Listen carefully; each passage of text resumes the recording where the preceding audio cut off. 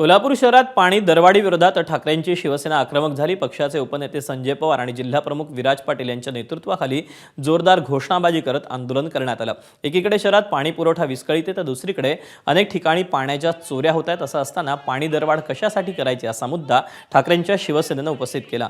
एकीकडे कोल्हापूर महापालिकेची आज सर्वसाधारण सभा असून या सभेत पाणी दरवाढीचा मुद्दा येणार असल्यानं ठाकरे सेनेनं आंदोलन करत दरवाढीला तीव्र विरोध केला।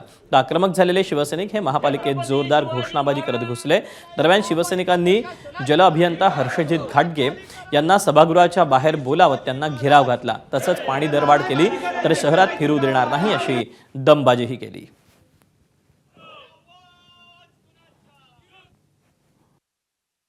कुणीतरी येणार, आपले स्टार वाढवा प्रयत्न करणार आणि कर लादून निघून जाणार।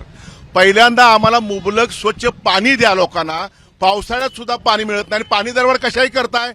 पाणी चोरी इथं होते, पाण्या लिकेज किती आहे ते जर पर्सेंटेज काढलं तर 30% पाण्याचं फक्त आम्हाला चार्जिंग होतं आणि बिल भरणाऱ्यांच्या लोकांच्या माथी परत तुम्ही कर लावणार असाल तो आम्हाला मान्य नाही आहे। म्हणून शिवसेनेची अशी मागणी आहे, जी आता दरवाढ केली ती ताबडतोब रद्द करा आणि पब्लिक समोर तुम्ही या। नाहीतर पब्लिकला विनंती करीन तुम्ही कुणीही पाणी दरवाढची बिल देऊ नका असं आम्ही आज आग्रह करणार नागरिकांना। जर कोण आलंच तर आम्हाला सांगा, आम्ही तुमच्याबरोबर आहोत। आज जर आपण बघितलं तर 70% पाणी हे गळतीच्या माध्यमातून गटारीतून वाहून जाते। 30% चोऱ्या माऱ्या चालू आहेत आणि वापर फक्त 40% होतोय। आणि ती 40%ची जनता प्रामाणिकपणे जी बिल भरते त्यांच्यावर अन्याय का? तर हा अन्याय आम्ही खपवून घेणार नाही। आयुक्तांना आमचं म्हणणं आहे की तुम्ही दरवाढ तात्काळ मागे घ्या, असा कुठलाही ठराव महासभेच्या समोर आणू नका, नाहीतर शिवसेना जनतेला घेऊन रस्त्यावर उतरण्यास स्वस्त बसणार नाही। एबीपी माझा, उघडा डोळे बघा नीट।